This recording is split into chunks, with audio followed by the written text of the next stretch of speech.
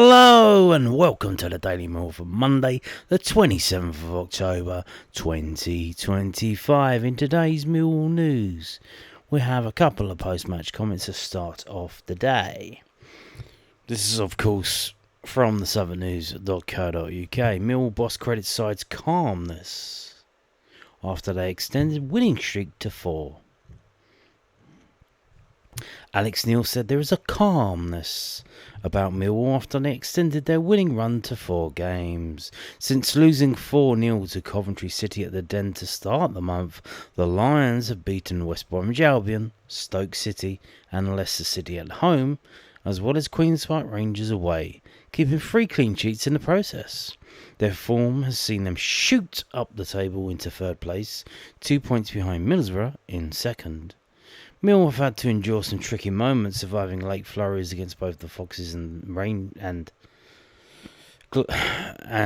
it's not the Rangers, it's the Hoops. It's not the Rangers, it's Queen's Park Rangers or the Hoops. It's not the Rangers. Both the Foxes and Queen's Park Rangers. Neil was asked if his side's strong defensive record has helped them keep calm when opponents are pushing for a late equaliser. I'll be honest with you, it probably keeps the fans calm more than the players calm, if I'm honest. Because we can get a bit excitable, don't we? It's not a bad thing. It's part and parcel of the game, which I would expect. I think we're calm anyway. One of the journalists actually said to me a week or so ago, they said, your team look calm now. And I thought that was a great observation of where the players are at the moment. In terms of whether we miss a penalty, whether there's a setback, whether somebody has to come off the pitch. There's just a calmness about us in the fact that, the next one will go on and they'll do the exact same job. So, it's not a problem. Exactly. I believe there is a word for that called stoicism.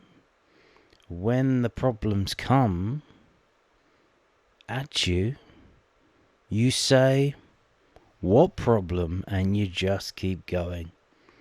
It doesn't matter, you just keep going. What do? You win. Injuries, what do? You win. Give away a penalty, what do?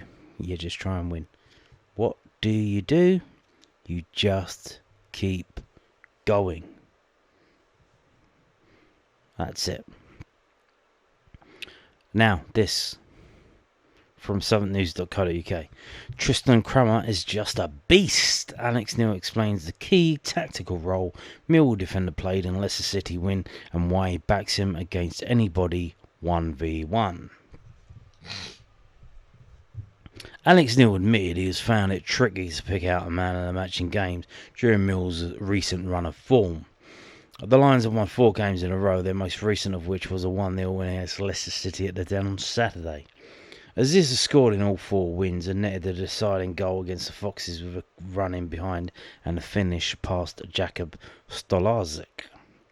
Mill have conceded just 1 goal in that span, with the back 4 of Ryan Leonard, Tristan Cramas, Jake Cooper and Zach Sturge starting every game.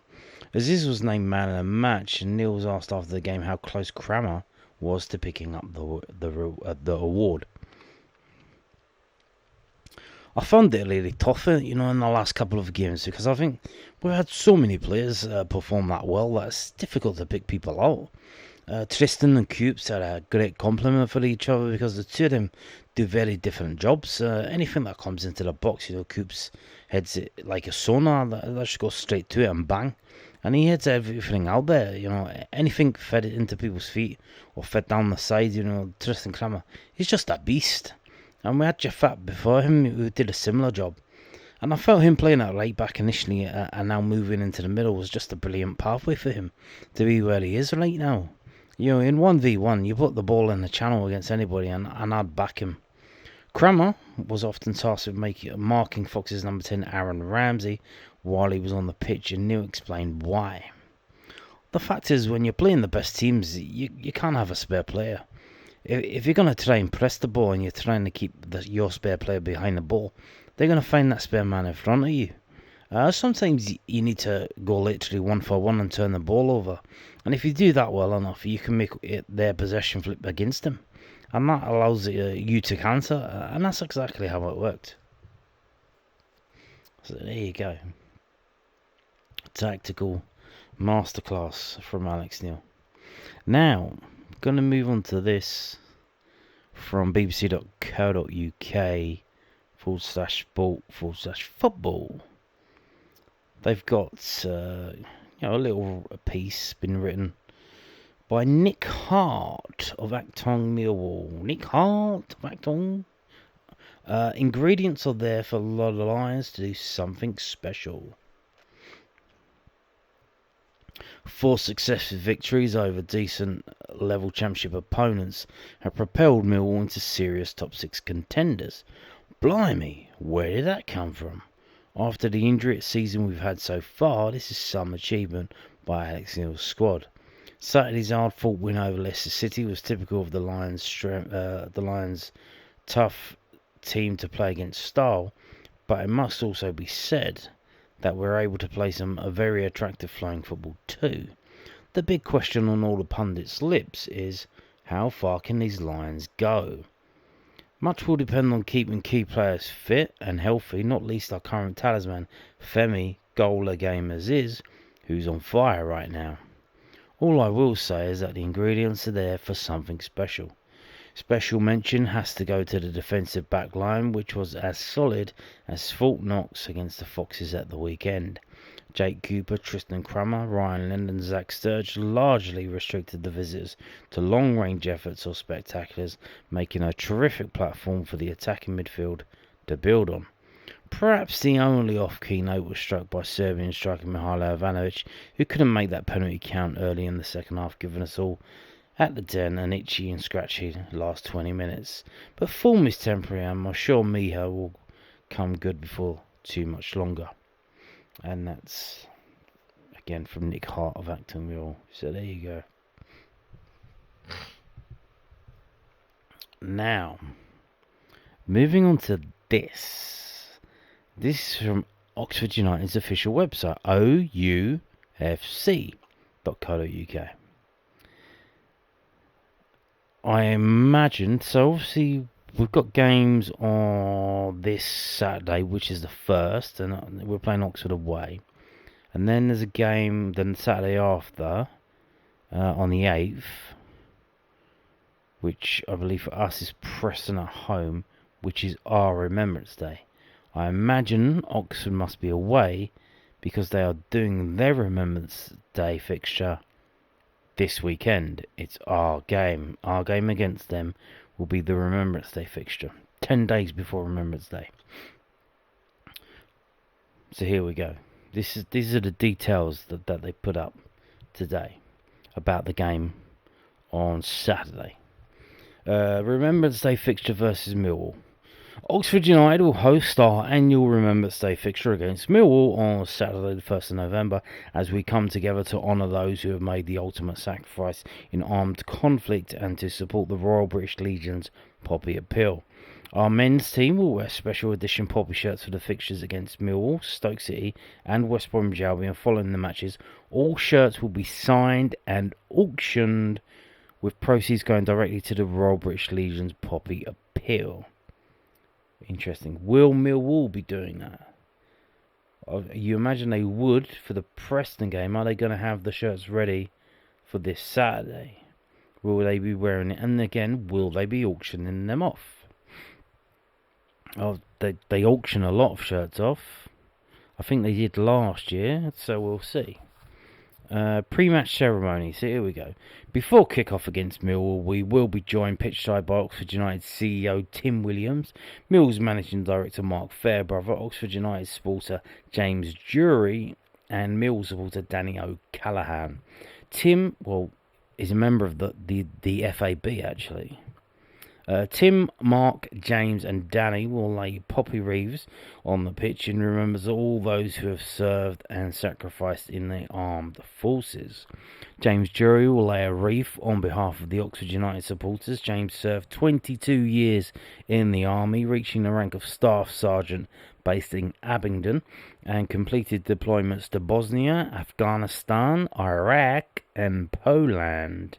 The first decade of his military career was spent in Germany, where he was proud to participate in, organise and lead Remembrance Day parades throughout his service.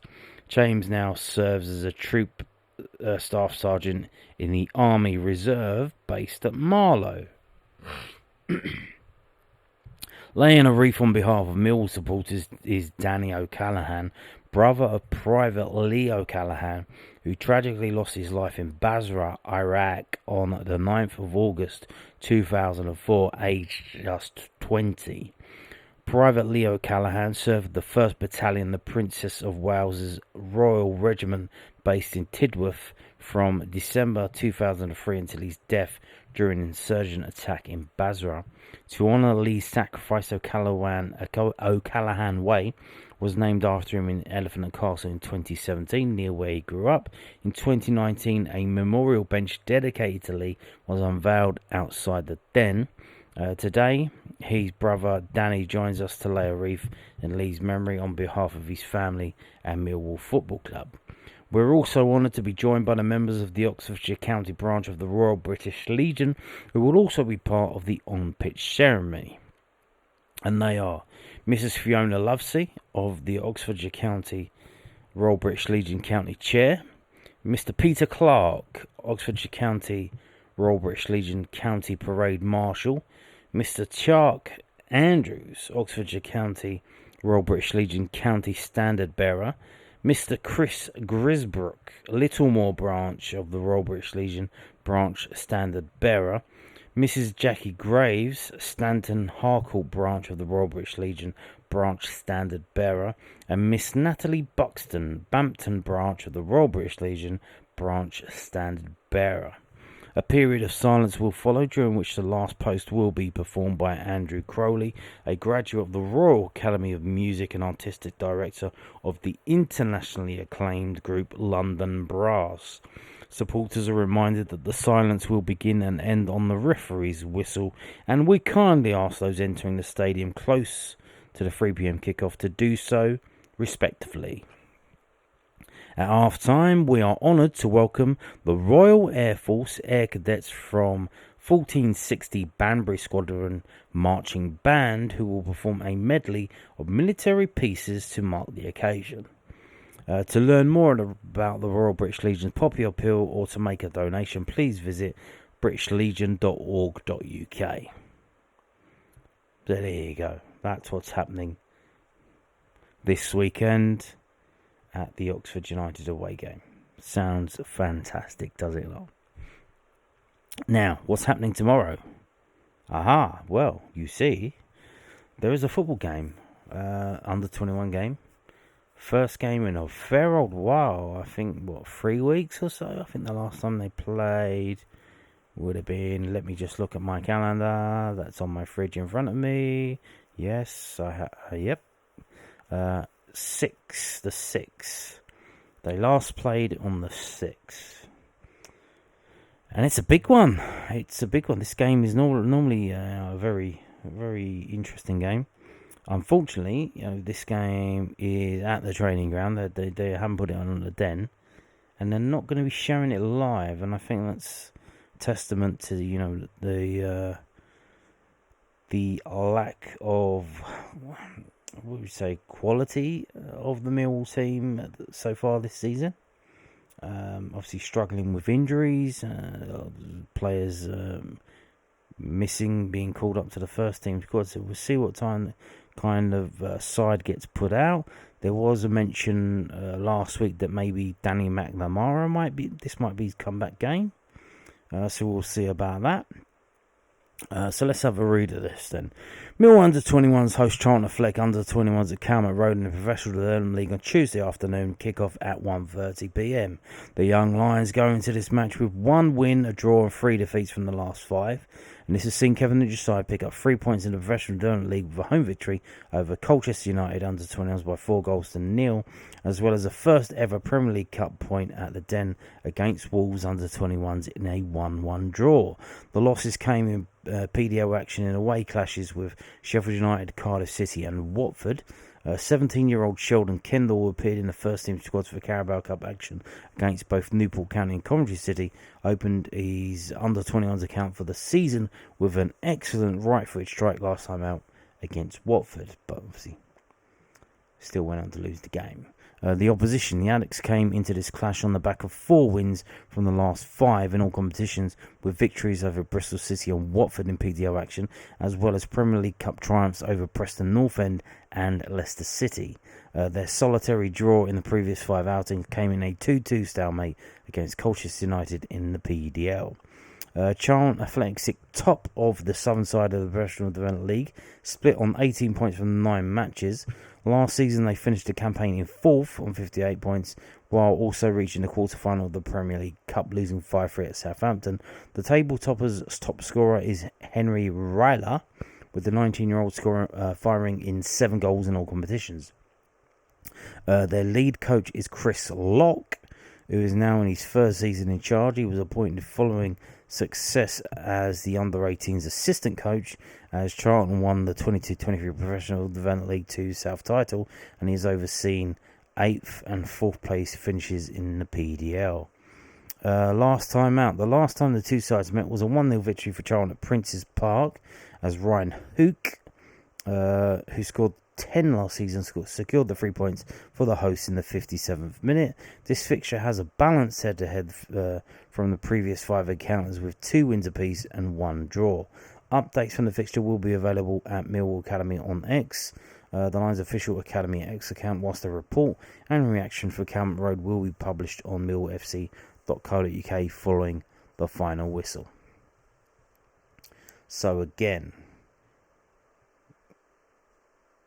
not being shown on Millwall TV. Sometimes they have done that. So we'll see. Obviously, some players haven't been playing recently. Bangor Williams, Kamal Grant, Jack Howland, other players. So maybe, and players coming back from injury. Danny McNamara. Is it too soon for Jensen? I don't know. Maybe. Would they even do that to him? I don't know if they would try him in an under-21 game. But not that we're in any rush for him to come back, really. So we'll see how it goes. But, this is happening tomorrow, 1:30. We can't watch it. We can't see it. We can just, follow it online. Or probably follow it on Ladbrokes, personally, and see how we go. Now we're going to finish by looking at the Loanwatch, this week's Loanwatch. So we've got 2 players out on loan. Was free, but Alfie Massey had to have surgery, so he's come back. So it's just 2 now. This is from millfc.co.uk, the club's official website. Mixed emotions for Loney Duo. There was 1 win and 1 loss for Mill's 2 loanees this past weekend in the Enterprise National League. George Evans kept a clean sheet as Hartlepool United were 2-0 winners over Solihull Moors for Dane Oliver and Matt Daly on target at the Prestige Group Stadium. Adam Mayer, however, played the full game as Cambridge United slipped to a 2-0 defeat at Notts County in the Sky Bet League 2. And they've got upcoming fixtures. It's the FA Cup first round next weekend, Saturday the 1st of November for Cambridge United. It's a home game versus Chester, so there you go. What league are they in then? Are they in the National League North? I don't think they're in the National League anymore. And then George Evans, obviously they played their FA Cup game and got knocked out after a replay, which was the reason after they drew against a team lower in the pyramid, and then their manager got sacked because they thought, hey, it should be winning that, mate, and they fired him, so ouch. But they've got a game tomorrow, Hartlepool United versus Morecambe. Is that in that cup, what do you call it, cup? The National League Cup. It might be in that. I don't think it's a league game, I'm not sure, but if it is, it might be available on YouTube, because they do a lot of those games on YouTube, so we'll see. If it is, I'll probably share it and let you know. But while we're here, this isn't the end. Is that the end? Yeah, but this isn't the end, because we're going to have a look at this. While we're here, sofascore.com, this website gives ratings for National League players. So let's have a look then. Obviously, he's played 3 league games as George Evans for Hartlepool. 1 win, 1 defeat, and a draw. Played in a couple of 2 or 3 cup games? It might be 3. I think he played in one that they won, and then the one that they drew, and then the replay that they lost. Maybe, I don't know, but they don't have FA Cup games here, so it's just going on the 3 games here. And you can see, you've got a rating of 7.5, even though they lost 2-1. Conceded 3 goals, still got a rating of 6.5 against Sutton away, and then more recently the game that were mentioned in the Loanwatch, they beat Hart. He kept a clean sheet against Solihull Moors and got a rating of 7.7. So over the 3, that's the average, which you can't see because it's just off the screen, of 7.23 after 3 games. Obviously, the more games you play, that'll probably come down a little bit because it just kind of, you find your level, don't you? But so far so good. 7.23. That's not that bad. And he has been making saves in these games. You can see here, 67% save rate. Goals conceded per game 1.7, but 3 was in 1 game. Goals conceded 5, saves 10. So there you go. And on that note, thank you for watching and goodbye.